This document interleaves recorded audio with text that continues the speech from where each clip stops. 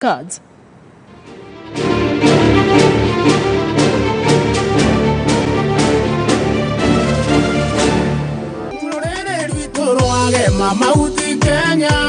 Such was the lyrical thrill that colored the expansive Mount Kenya landscape. As the vote-rich region warmed up to return President Uhuru Kenyatta to State House for another 5 years in 2017. But only 5 years into the president's final term, a lyrical discord, it appears, has hit the president's backyard. This is the latest political hit on the mountain, a song by Kikuyu musician Kamande Wakioi dubbed Jeshi Tingenu.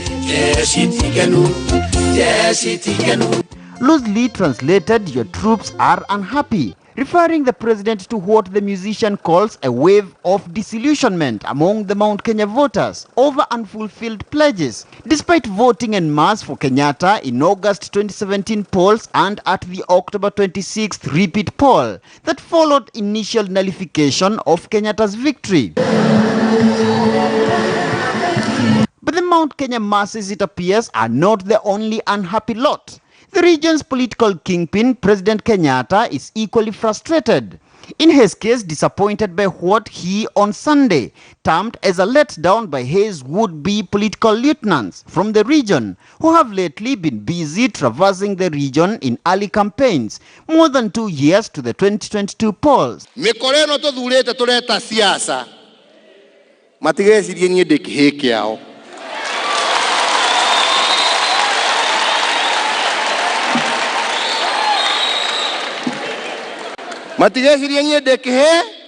When he spoke in Kikuyu, he was literally speaking to the hearts, to the fears, and to the anxieties, and possibly trying to raise the hope of the Kikuyu people that you are not abandoned, because that is what the impression that is coming out, that this is a leader we voted into office.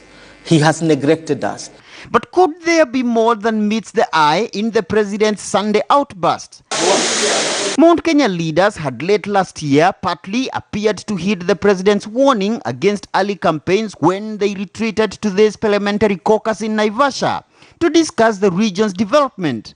A meeting followed days later by a sit-down with cabinet secretaries from the region to discuss which of the listed projects should take priority.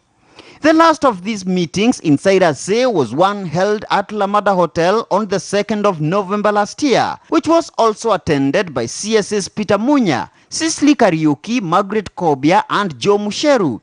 Not long after, however, the leaders were back to the Tanga and Kieleweke politics. We are also on highest. Kenyatta's elevation of Interior Cabinet Secretary Dr. Fred Matiang'i to a supervisory role on all national government development projects also partly altered the interaction model, as Mount Kenya leaders, just like their counterparts from the rest of the country, have had to contend with county-by-county monthly meetings with key line ministries under Matiang'i's chairmanship. But are the routine weekend Tanga and Kieleweke campaigns really a hindrance to the president's development agenda? The members of parliament who are going around, every other weekend in campaigns, cannot singularly say that this is a project that have been undertaken in their individual constituencies.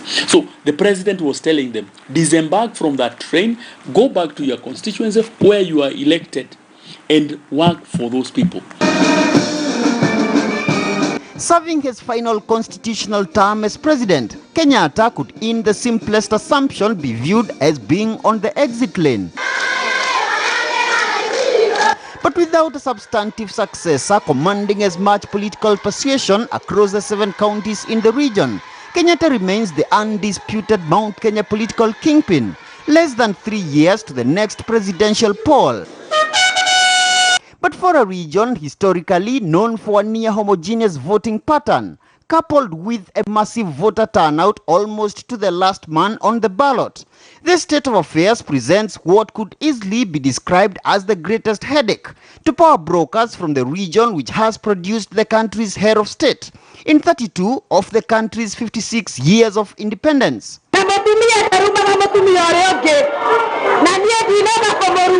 Analysts thus argue it is no surprise that Mount Kenya is at the center of the Kieleweke political outfit, opposed to Kenyatta's deputy William Ruto's 2022 State House bid,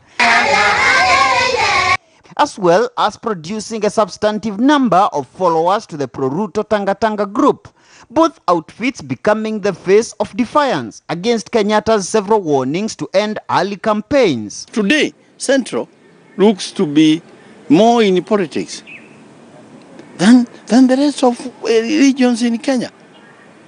Okay? And one wonders what it is. We don't seem to realize that we are even getting other people agitated.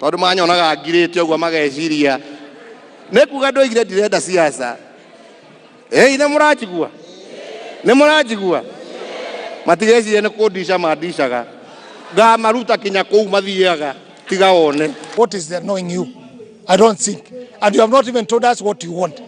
If you want to be again a president of this country, just call us and tell us so that we can decide what is the problem and what can we do. It's very simple and very, very clear. But you have something you are hiding which we don't know exactly. Now, power, they say, is taken, not given, and with key political protagonists angling for strategic seats on the 2022 dinner table, President Kenyatta no doubt stares at murkier times ahead as key Jubilee leaders continue to weigh his warning against early campaigns. Muremi Mwangi, KTN News in Nairobi.